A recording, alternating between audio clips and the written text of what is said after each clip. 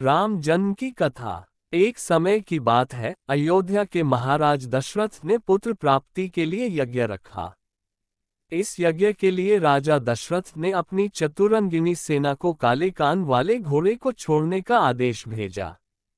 उनकी इच्छा थी कि इस महान यज्ञ में हर कोई शामिल हो, इसलिए राजा ने सभी ऋषि मुनियों व विद्वान पंडितों को आमंत्रण भेजा।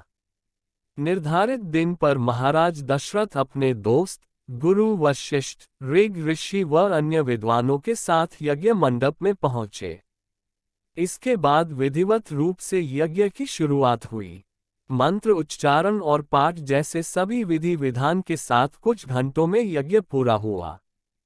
राजा दशरथ ने फिर सभी ब्राह्मणों, विद्वानों व अतिथियों को उपहार में धन और गाय आदि देकर आदरपूर्वक विदा गया। उस यज्ञ में प्रसाद के रूप में खीर बनी थी। उस प्रसाद में पुत्र प्राप्ति का आशीर्वाद था, जिसे खाने के बाद तीनों रानियां गर्भवती हो गईं। कुछ समय बाद चैत्र माह में शुक्ल पक्ष की नवमी तिथि के दिन राजा दशरथ की पहली पत्नी यानी रानी कौशल्या ने एक बच्चे को जन्म दिया। उस बच्चे के चेहरे में इतनी रौनक थी कि हर कोई देखकर समझ जाता था कि वह आम बच्चा नहीं है। इसी तरह राजा की दूसरी रानी कैकेयी ने एक पुत्र और तीसरी रानी सुमित्रा ने दो पुत्र को शुभ नक्षत्रों में जन्म दिया।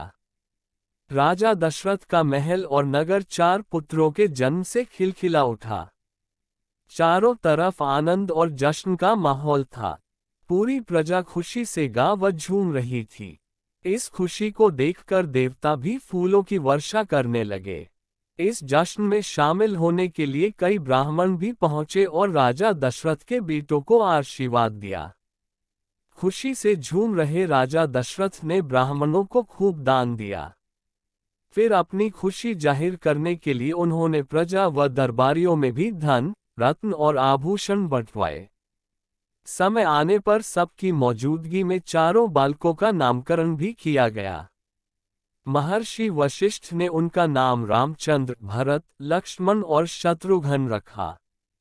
वक्त बीतता गया और धीरे धीरे ये चारों बालक बड़े हुए। इन चारों में राम अपने तेजस्वी गुणों के कारण प्रजा को अधिक प्रिय लगने लगे। अपनी प्रतिभा के चलते वो कम उम्र में ही सभी विषयों में महारत हासिल कर चुके थे। राम में सभी गुण थे, चाहे शस्त्र चलाने की बात हो या हाथी व घोड़े की सवारी, हर चीज में वो अव्वल थे। साथ ही वो माता पिता व गुरुओं का भी खूब सम्मान करते थे।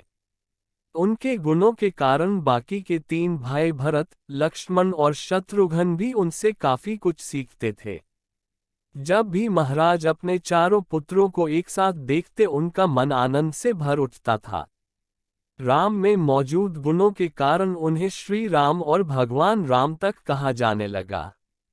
आगे चलकर राम के जीवन पर 2 पवित्र ग्रंथ लिखे गए, रामचरितमानस और रामायण।